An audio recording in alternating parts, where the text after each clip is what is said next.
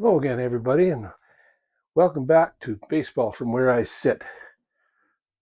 This is opening day tomorrow, March 27th, and there'll be 14 games. I'll go through them in a second. We're going to start off every video with a question of the day. So here is the question of the day for today. What part of a baseball field measures 4 feet by 6 feet?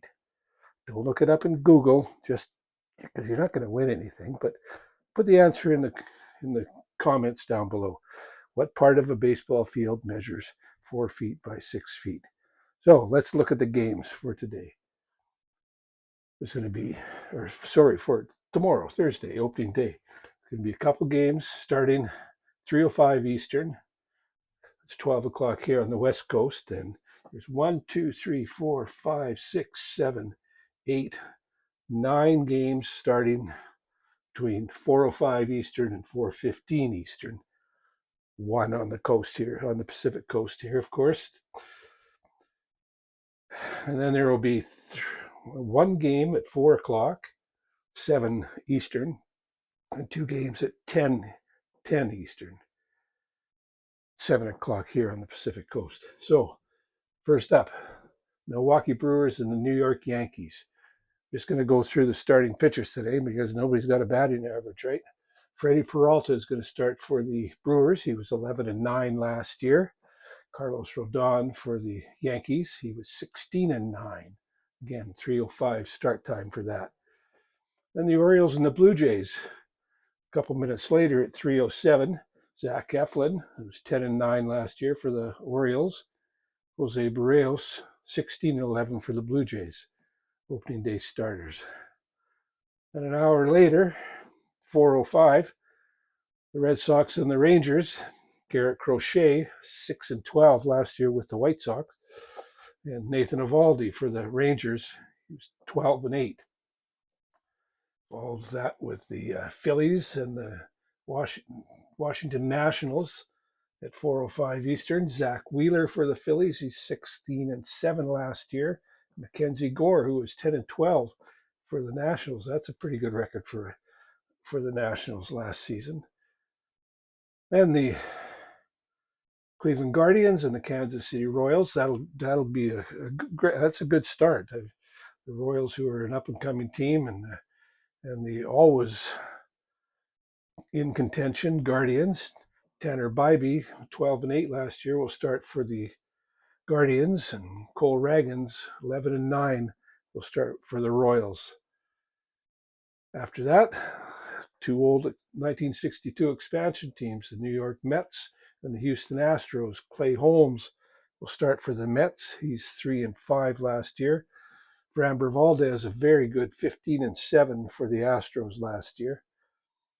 Then the Giants and the Reds. Logan Webb, 13-10 for the Giants last season, and Hunter Green, 9-5 for the Reds. That's going to be a good matchup.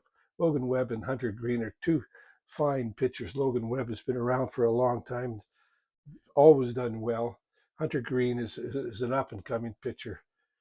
He's once the Reds get things going and become a good ball club, he's going to be a big part of that.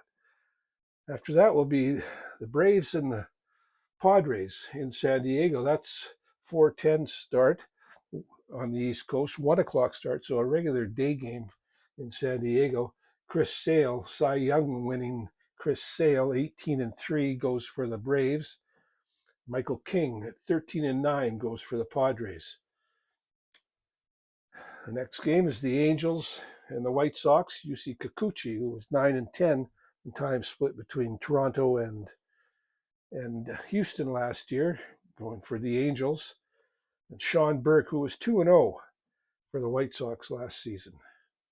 And this is the one I'm waiting to see. This is another 4 o'clock start, 4:10, one here on the Pacific Coast. Paul Skeens for the Pirates and Sandy Alcantara for the Marlins.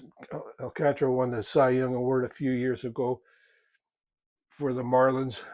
Paul Skeens, I think he's a breath of fresh air for Major League Baseball. Very good record in his first year, 11-3. I think he's going to last a long time. To me, he's like Roger Clemens. He's got built like him, and going to last a long time. They all have arm problems, but I don't think Roger Clemens ever did, and I think it's because of his workout regime and plus the way he was built. He was just a big, strong man, and Paul Skeens is just like him. Next, Minnesota Twins and the St. Louis Cardinals. Pablo Lopez, who was 15-10 last year, gets a start for the Twins. Sonny Gray for the Cardinals. He was 13-9. It seems to me he didn't have a good start his last game. That's Gray, that is.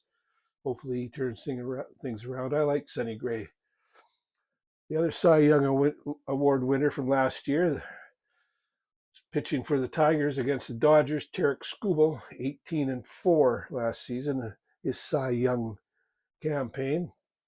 Clay Snell, 5-3 for the Dodgers, coming over from the Giants. That's a 4 o'clock start here on the West Coast, 7 o'clock in the East. That's a marquee matchup as well. And the final games of the day, the Cubs and the Diamondbacks at 10 Eastern, 10:10 Eastern. Justin Steele gets the start. He was 5-5 last year. He's the only pitcher on here with a record. He lost one of the games. The Cubs lost to the Dodgers in Tokyo in that 2-game series. So he's 0-1 in the 2025 season. Zach Gallen gets the start for Arizona. He's 14-6. And the last game of the day, another 7 o'clock start here on the West Coast. Luis Severino, coming over from the Tampa Bay Rays, was 11-7. He's going to add to a very, very good up-and-coming Athletics team against the Mariners. Logan Gilbert, who was 9-12 last year, but you know what? I think a lot of that has to do with that the Mariners just don't have a very good hitting ball club. So there you have it, 14 games for opening day. Only 2 teams aren't playing, the Colorado Rockies and the Tampa Bay Rays. They'll play on Friday. I think they start the day off on Friday. So this is basically what's going to happen every night. Or sorry, this will be the last thing I do in the evening for the rest of the year, all season. So it'll be getting on to the channel late because that's when the games end. But it'll be there in the morning for people who are I'm sure sleeping now. It's what I think it's about 10:30 here now, so it's 1:30 on the East Coast. So people, if anybody's listening or watching on the East Coast, they're in bed, but they'll have it first thing in the morning. I'll also be putting the scores up as well at the end of the day with a little bit of how the game went. So there'll be 2 posts every day. First, of course, will be the scores of these games. I will show again tomorrow with the scores, who won, home runs, that kind of stuff. Then we'll do that will be a review and then a preview of the next day's games, and that'll all be on the channel when you wake up in the morning. I've still got my regular job, so I won't have much time for much else, but I will get these, watch as much as I can. Obviously, it's impossible to watch every minute, every pitch of every game. There's not enough hours in the day, but I'll do my best to check highlights and check box scores and all of that to give you a sense of what happened in the game. For instance, these 2 games, I'll be able to watch these no problem. The 2 games, it'll be going back and forth, but still be able to watch them. But then you have 9 games. Well, you do what you can do, right? At the end of the night, of course, you've got these, and that'll be a little easier to keep track of, and hopefully be able to have all the scores and all the highlights on the board so people can know what's going on. So I'll leave you with one last thing. Just remember to hit like and subscribe down below if you haven't done so already. I really appreciate your support. Um, I'll leave you this with this one last thing. I saw this on social media the other day. You ever notice that there doesn't seem to be a lot of ball players with the nickname righty? I'll talk to you again soon.